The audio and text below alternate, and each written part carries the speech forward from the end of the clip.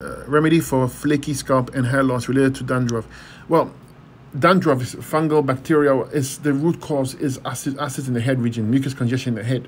Okay, the acids will burn hair follicles and come out through the scalp, and the fungus and bacteria they love to eat the waste. Okay, so it comes how do you say it expands further because they're there to do their job. They're there to eat waste.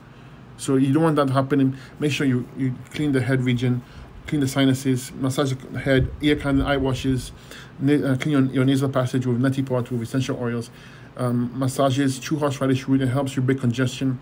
Clean your bowels. Okay, you need good bowel movements. Therefore, you can't be constipated. Use the bowel strength tincture. Use circulation tincture for blood flow to the head region. Use neurological tincture to strengthen the brain and nervous system. Okay, up here. Do hair oils. Use hair oils on top of the head. Always use hair oils. External blood flow to the head. That is what it does. Use a tea called horsetail tea.